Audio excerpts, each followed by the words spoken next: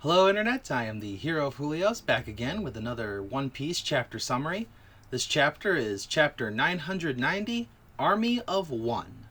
Now, I'm a little excited because chapter 990 signifies that we are now officially 10 chapters away from chapter 1000. I'm very excited about it because we're already starting to set up the fights. So we got, probably the next 6 or so chapters are going to be the big starts of all the major battles that are going to be taking place. It's going to be like Dressrosa, where not everyone fighting is a straw hat. We're going to see, probably Kinemon has a fight. Denjiro's probably going to have a fight. Jack is going to definitely be fighting Cat Viper and Duke Dogstrom, so we know that that fight is pretty much going to happen.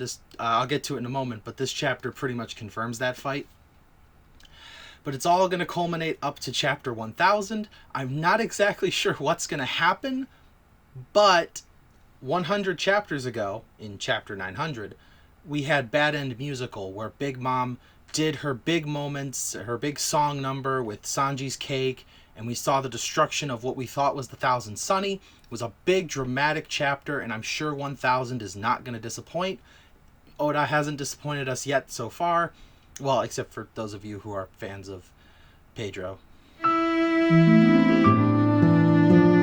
Anyways, so, starting with the chapter cover story, we have Lola and Chiffon. They're pulling Pound up onto the ship, saying that Mama always said that our father was a very clingy man who never gave up.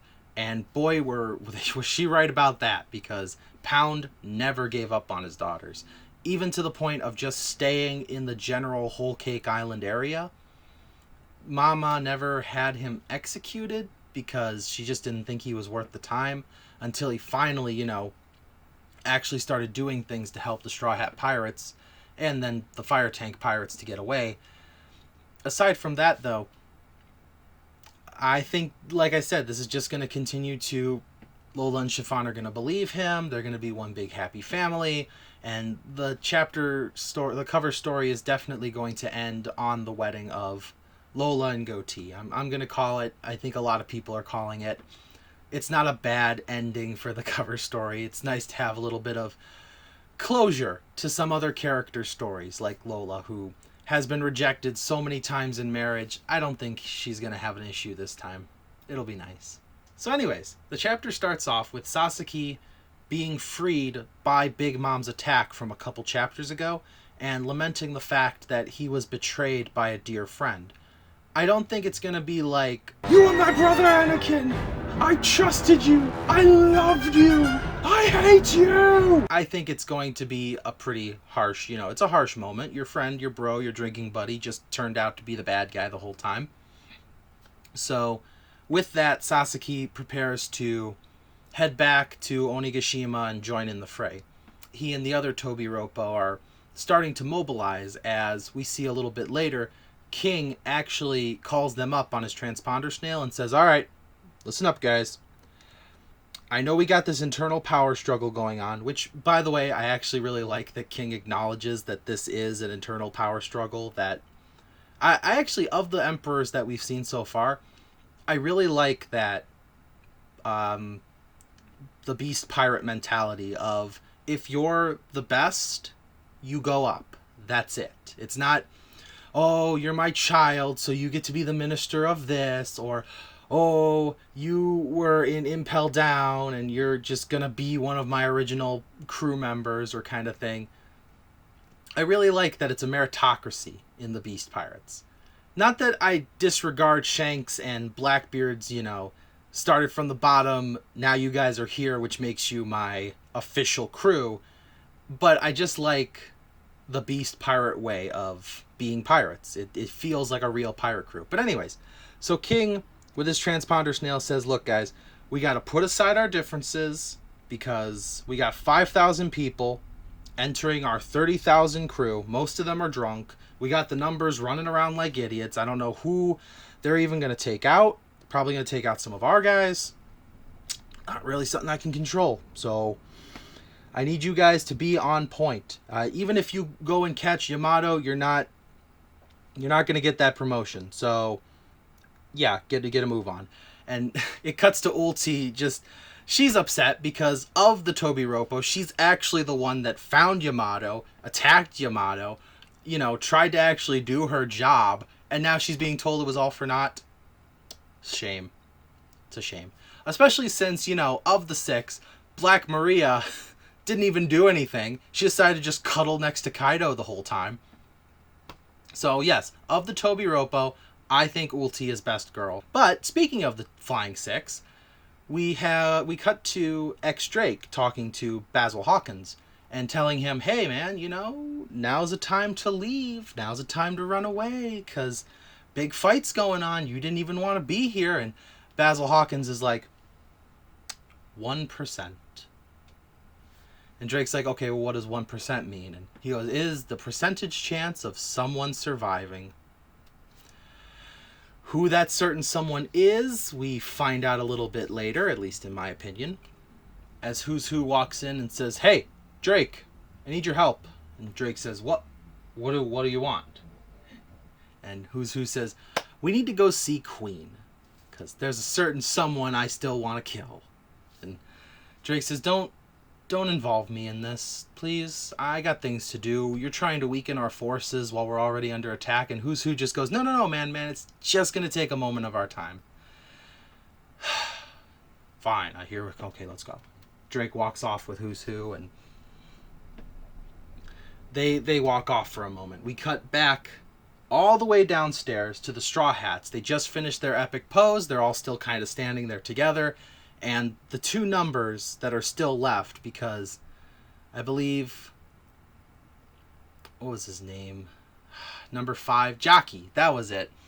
Jockey just got blasted in the face by Frankie. So we still know that there are 2 more numbers to deal with. And they're charging towards the Straw Hats. And the samurai are like, don't worry, brave Straw Hat warriors. We will fight the numbers and make sure that they do not hinder you. You must keep your strength up so that you can face off against the evil of Kaido. And then one of them comes swinging down with his club. Zoro slashes it in half. Then the other one, who we learn is named Juki, comes swinging over and Jinbei blocks it with his hand. And Luffy says, look, these guys look like oars, but this is not like Thriller Bark. And Luffy jumps up into the air, activates Gear 4th, takes the pose to attack.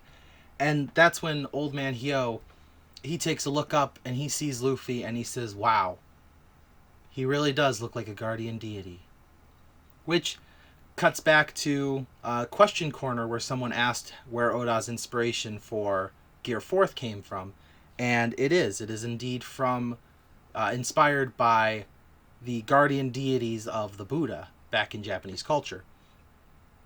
So I think it's really cool. A little bit of callback to that question kind of being confirmed with Wano's culture being heavily into Japanese feudal century.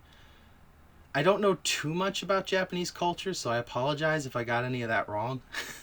Because I mostly just read manga and watch anime. It's not like I've ever been to Japan.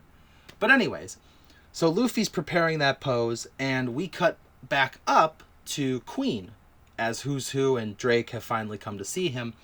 Drake is on the ground, bloody. Turns out, the guy that Who's Who wanted to kill wasn't Queen. You see, Who's Who didn't need Drake's help to kill Queen. Who's Who needed Queen's help to kill Drake. And Hawkins is just watching.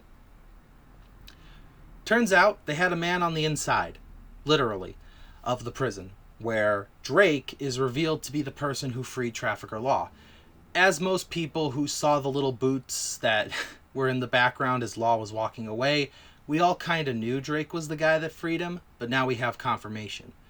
We also know that Drake was always an inside man because of him being a member of SWORD, which Kobe is also a member of. That comes into play in just a couple seconds. So Drake takes advantage of an explosion that happens. Either he caused it, or it was caused by Kaido's fighting. I'm not exactly sure. But he jumps down from the balcony, and just as Luffy is punching out one of the numbers, Drake comes crashing down on the other one. And Drake thinks back to Kobe telling him, you gotta trust Luffy. Luffy's a great, wonderful pirate. He's just a jolly swell guy. And Drake looks up at Straw Hat Luffy and says, "For reasons I cannot explain to you, I am an army of one, and I need you to let me fight on your side." To which Luffy just responds with, eh. Obviously, Luffy's going to let Drake fight alongside them. Luffy is an excellent judge of character. He's never really been betrayed. I would have to really think like long and hard about that. I mean, there've been a couple times where like someone's tried to capture him, like when Rebecca tried to catch Luffy and, you know, take him out early. But Luffy doesn't seem like someone who puts his faith in the wrong people. That's probably the best way to say it. So anyways, that's how the chapter ends. Like I said, chapter 990 is a sign that we are coming very close. Hopefully, 2020 does not delay Shonen Jump to the point where we don't get chapter 1000 this year, because if that happens, 2020 has officially taken everything from us. But with that, I'm still looking forward to the chapters between now and then, and I thank you for watching this video all the way to the ending. With that, this is the Hero of Julios, Xing out.